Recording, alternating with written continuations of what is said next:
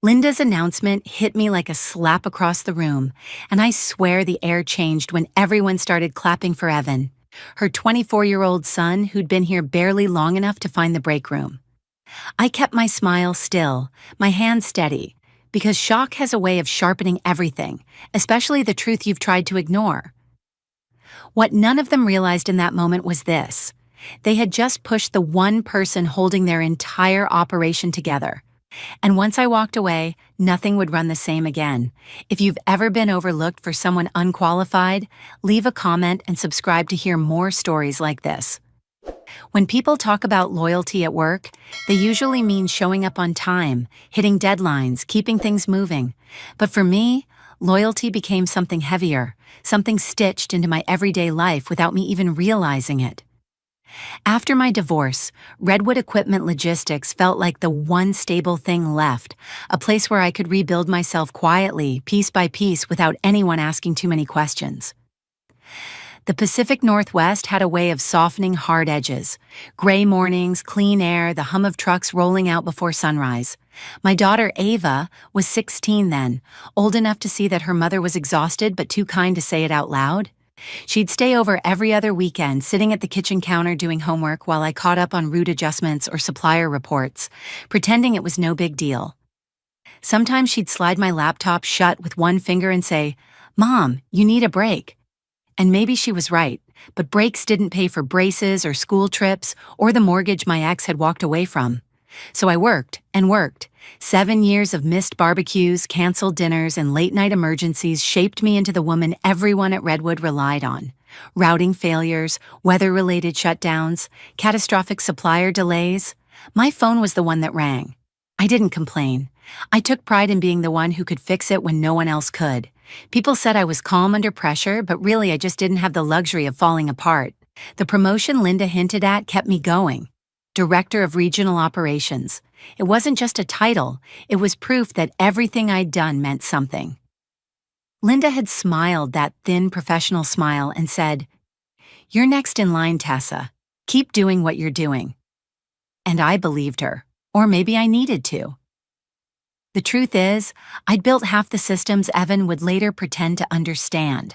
I'd mapped every distribution corridor between Tacoma and Spokane, renegotiated contracts that saved the company millions, and redesigned our emergency response model after the Cascadia storms nearly shut us down. People joked that if I ever left, Redwood would fall apart within a week. I'd laugh, but a part of me wondered if it was actually true. Linda relied on me more than she admitted. When a driver shortage hit, she called me at 9 p.m. asking for projections.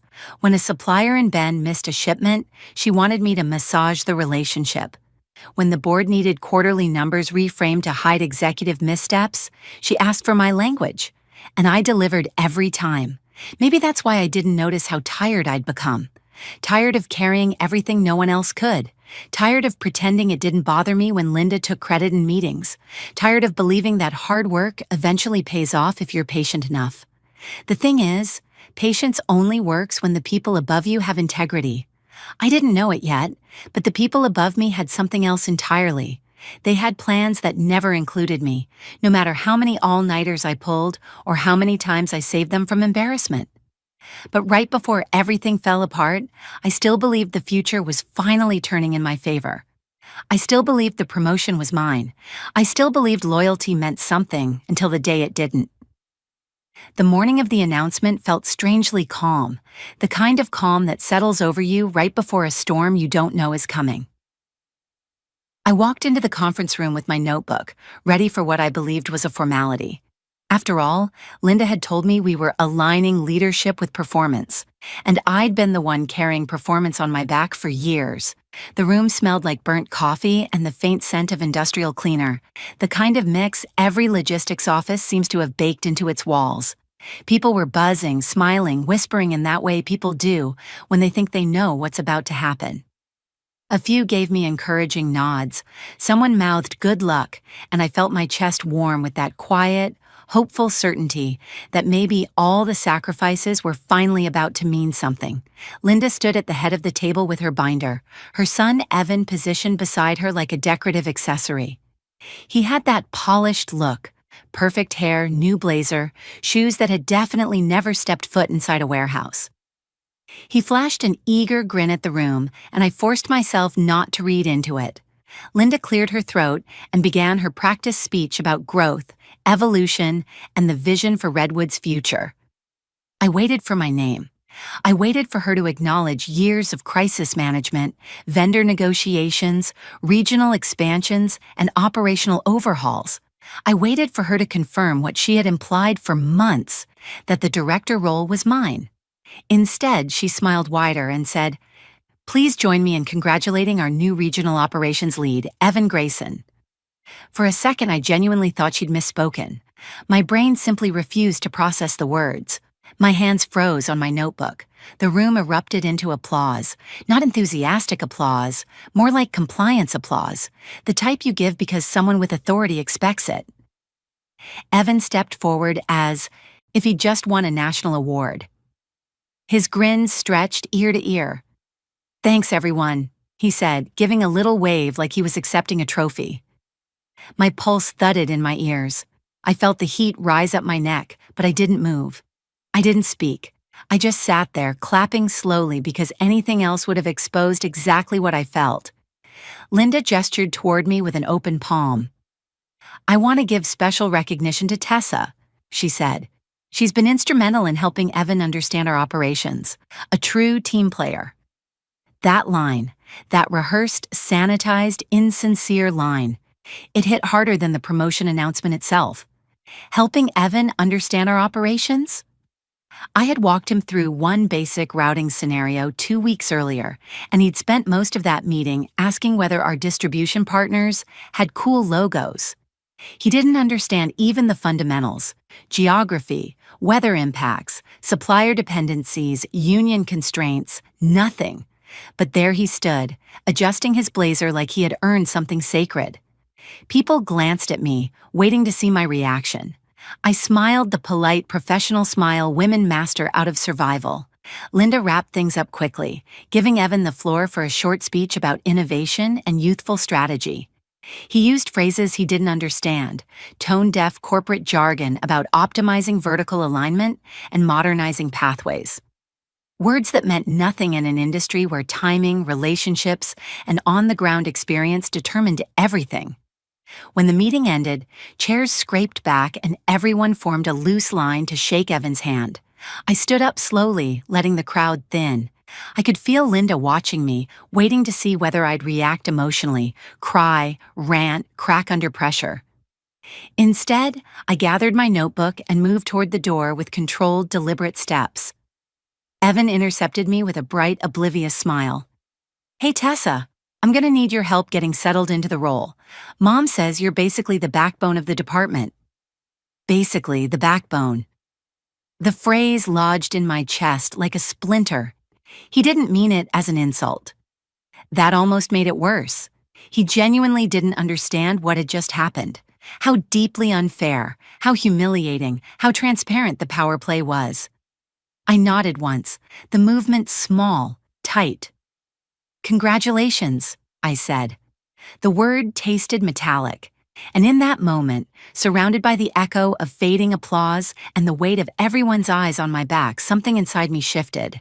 Not broken, no, something sharper, something that had been too soft for too long, because while they celebrated their victory, none of them seemed to realize what they had actually done. They had just handed the entire operation to someone who didn't know how to run it, and they had pushed away the one person who did. The day after the promotion announcement, the office felt different, as if everyone was pretending not to stare at me while waiting to see whether I'd break. I moved through the halls with the same steady pace I'd always had, answering emails, resolving a warehouse misscan, reworking a supplier routing backup, anything to keep my mind from replaying Linda's smile as she handed my future to her son. By late evening, only a handful of lights were still on. Most people had already gone home, but I stayed behind to finish a vendor reconciliation that Evan had ignored earlier in the day. I didn't want to think about him, or the promotion, or the applause, so I focused on the numbers until the building felt quiet enough to breathe in. I headed toward the break room for water, passing Linda's office on my way. Her door was cracked open just enough for sound to slip through, and normally I would have kept walking, but something about her tone made me pause. It was low, tense, a tone I'd never heard her use in public. "He'll be fine," she was saying. "He has the degree. He just needs time to grow into the role." A man's voice responded, tight with doubt. "Linda, the board is already asking why we bypassed Tessa. She's the one who kept this region from falling apart last winter." My body went still. I didn't mean to listen, but my feet anchored to the carpet before I could think. "Tessa is dependable," Linda said, almost dismissive. "But she's not leadership material. She's good at the grunt work, not the big picture." The words cut clean, sharp. I pressed my palm against the wall to steady myself, feeling heat rush into my chest. Grunt work. 7 years of saving her division from collapse, and that's what she called it. "And besides," she continued, "Evan needs this. You know how hard he struggled after the Seattle internship didn't work out. He needs a win." The man sighed. "A win? Linda, this isn't Little League. He's managing a multi-state operation." "He'll learn," she said quickly. "He has to, and Tessa won't fight it. She can't afford to. Not with a mortgage and a teenage daughter. She'll stay in line." The floor felt like it shifted under me. Stay in line. So that was the plan all along, use my competence to prop Evan up, knowing I didn't have the luxury to push back. They'd counted on my silence. They'd counted on my need for stability. They'd counted on me caring too much about keeping my life together to risk losing my job. "If anything goes wrong," Linda added, "she'll handle it. She always does. And Evan will get the credit he needs to move upward. Eventually, she'll settle into supporting him permanently." My breath caught, not loud enough to hear, but loud enough inside me that it felt like something fundamental cracked open. Permanently, that was my future in her mind, a lifetime of doing the work while Evan held the title, a lifetime of being the safety net for a man who didn't know the difference between a routing alert and a supplier escalation. Their conversation drifted into quieter tones, but I'd already heard everything that mattered. They didn't respect me. They didn't value me. They didn't even see me. I was a tool, useful, predictable, and safely invisible. I stepped back from the doorway slowly, careful not to make a sound. Each step down the hall felt heavier, more deliberate, as the truth settled into me like a stone. They believed I wouldn't fight because my life was too complicated, my responsibilities too heavy. They believed I couldn't afford to walk away, but as I reached my desk and shut off my computer, a strange calm flowed through me. Cold, certain, undeniable. They had underestimated the wrong person, and they were about to find out exactly what that mistake would cost them. Walking into the office that Friday morning felt strangely liberating, like I'd already stepped outside the version of myself they thought they controlled. I didn't rush. I didn't hurry to fix whatever fires Evan had surely started. I hung my coat, made coffee, and sat at my desk with a clarity I hadn't felt in years. The resignation letter sat open on my screen, every word sharp and steady, the kind of letter you write only when the fog has finally lifted. I printed it, folded it neatly, and placed it in a plain envelope. My hands didn't shake. My breath stayed even. They had expected humiliation to make me desperate. Instead, it made me fearless. Around 4:30 p.m., just as people were packing up for the weekend, I walked toward Linda's office. Evan was in the hallway, fumbling with a pile of reports he clearly didn't understand. He gave me a nervous smile, one that carved an unexpected flicker of pity in me. He wasn't malicious, just unprepared, elevated into a position he had no idea how to carry.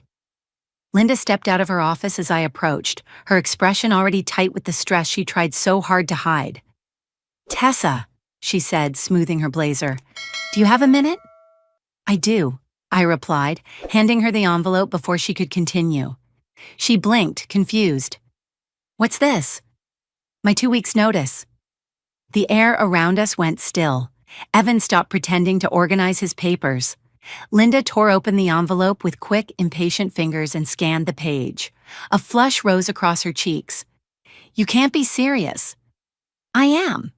She stared at me as if waiting for the punchline, but I stayed silent.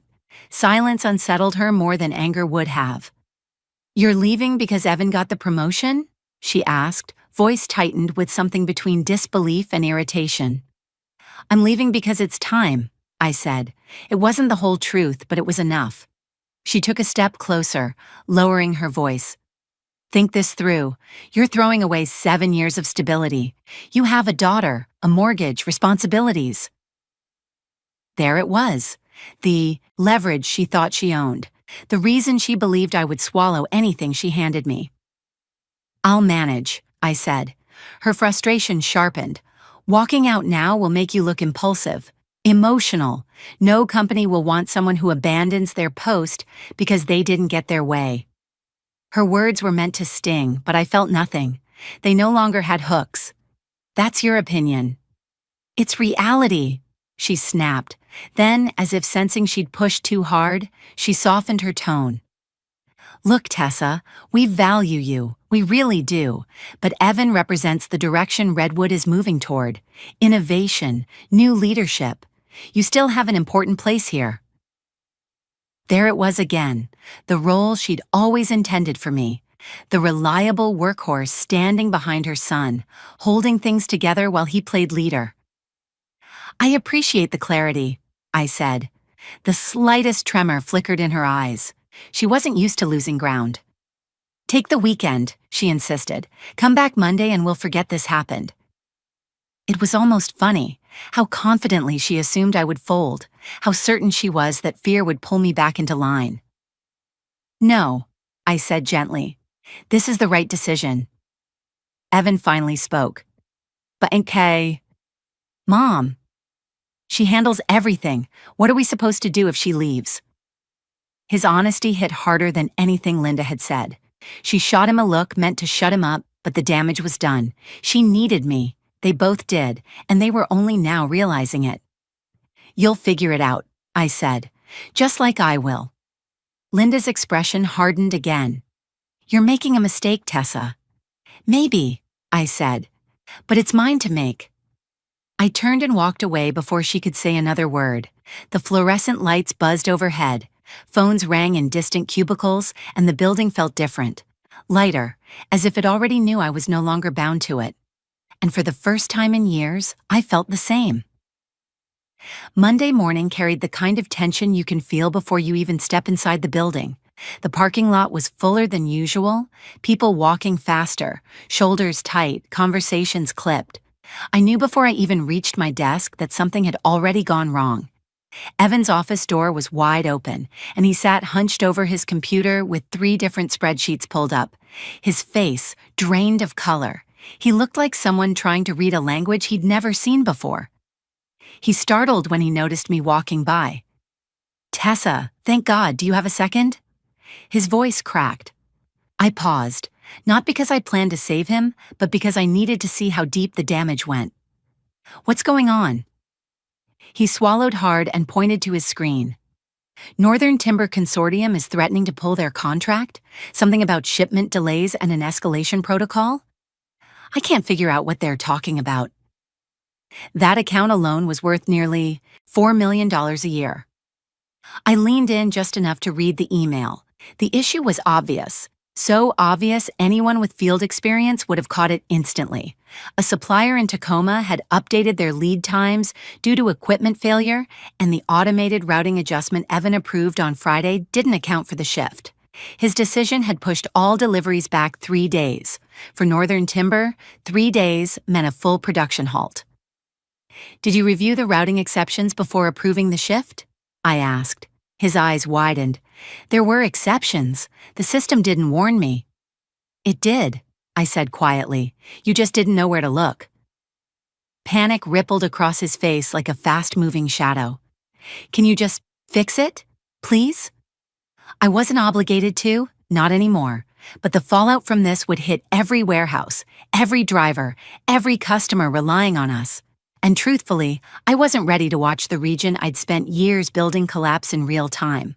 So I sat beside him and walked through the steps. How to reroute urgent deliveries, how to negotiate temporary supply transfers, who to call first, how to frame the apology. He took furious notes like a student cramming for an exam. 2 hours later, Northern Timber agreed to stay, barely. By lunchtime, word had already spread. Copper Ridge Metals was complaining about mislabeled manifests. Bend Industrial was threatening penalties because their shipment didn't match the size requirements we'd guaranteed. Every issue pointed back to decisions Evan made without understanding their consequences. Linda stormed into the operations bay around 1 p.m., her lipstick sharp, her eyes sharper. "Tessa," she barked, "into my office." I followed her back, watching the tight set of her shoulders. She shut the door the moment we stepped inside. "Did you tell anyone you're leaving?" "Only you," I said. "Why?" She paced behind her desk, rubbing her temples. "The board has called for a status review on all regional accounts. They're hearing noise about operational failures, and now Northern Timber is demanding explanations." I didn't respond. She wanted a confession, reassurance, something to anchor the chaos swirling around her. "Tessa, be honest with me," she said. "Are you doing something to undermine Evan?" The accusation didn't surprise me. It was easier to blame me than admit she'd placed her son in a job he couldn't perform. "No," I said calmly. "Your son is undermining himself." Her face twitched. "He's overwhelmed. It's his first week." He approved routing changes without reviewing the exceptions. That's not overwhelm, that's inexperience. "Then help him," she snapped. "I'm still here," I reminded her, "but only for another 9 days. Her breath hitched, a small, involuntary sound. "You can't leave now, not when everything is on shaky ground." There it was, the truth she'd been trying to avoid. She needed me, she always had, and losing me now wasn't just inconvenient, it was dangerous. "You'll manage," I said, echoing the same words she'd thrown at me days earlier. For a moment, she looked like she might cry or scream or beg, but she did none of those things. Instead, she dropped into her chair like the weight of the entire region had been placed on her spine. The rest of the week unfolded like a slow-motion disaster. Every morning brought a new crisis.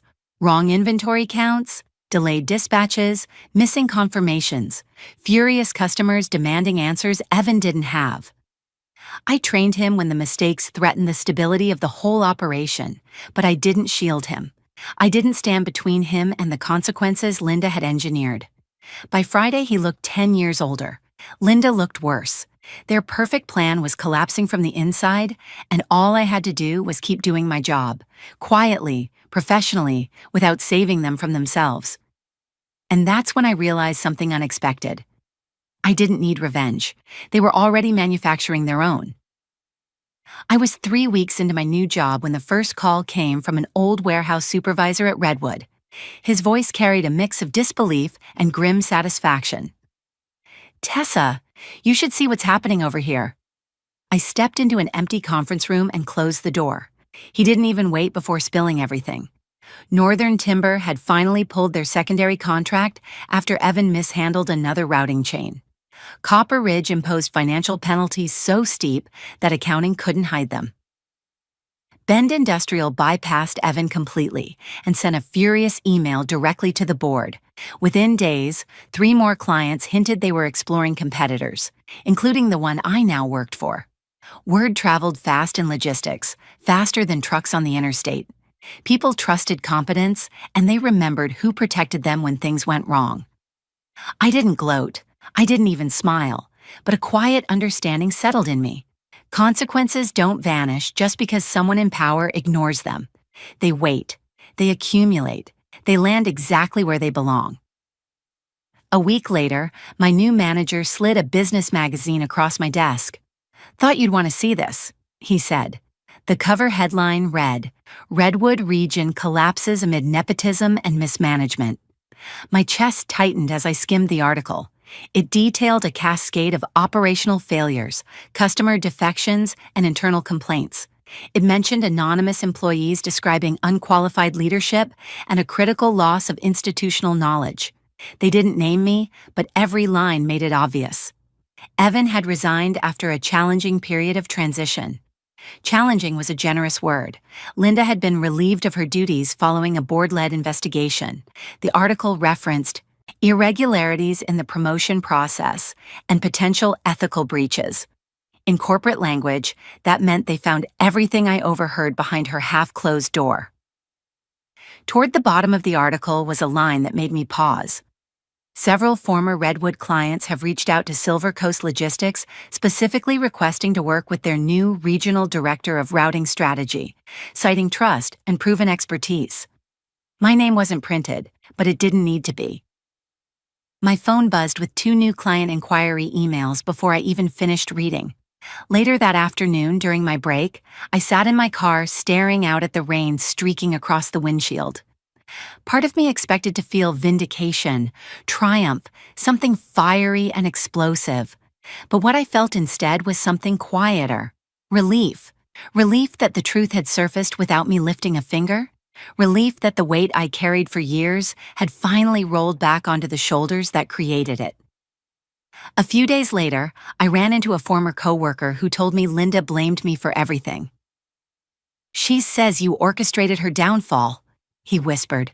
I shook my head. "No," I said. "She orchestrated her own.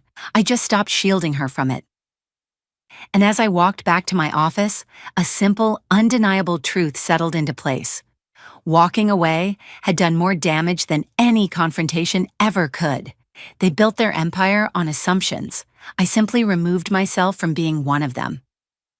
Months later, during a supply chain conference in Portland, I spotted Evan sitting alone near the back of the hall, a badge from a small startup clipped to his jacket. He looked up when he recognized me, uncertainty flickering in his eyes.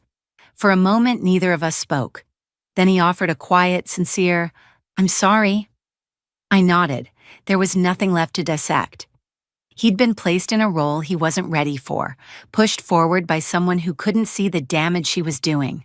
I wished him well and meant it. When I stepped outside afterward, the air felt clearer than it had in years. My phone buzzed with another new client request, another door opening because I finally walked away from the ones that kept me small. Revenge hadn't been the point. Growth was, and the life I rebuilt didn't come from fighting them. It came from choosing myself. Looking back, what stays with me isn't the betrayal itself, but the quiet strength I didn't know I had until I finally stopped carrying everyone else's weight. For years, I thought being indispensable would protect me. I thought showing up early, staying late, and keeping the entire operation stitched together would prove my value. But arrogant leadership never sees the people holding the structure in place. They only see the parts they think they can rearrange. Losing that promotion forced me to realize something uncomfortable. I had built an entire life around being needed, but not around being valued. And that difference cost me more than I admitted at the time. It cost me weekends with my daughter, restful nights, a sense of dignity I didn't even know had slowly drained away. Still, the moment I stepped back, everything they assumed I would hold together collapsed, not because I sabotaged them, but because the foundation was always mine. Seeing that unfold taught me a truth I wish I'd learned earlier. Competence is power, but it becomes real only when you stop letting others exploit it. If I were sitting with a friend right now, here's what I'd tell her.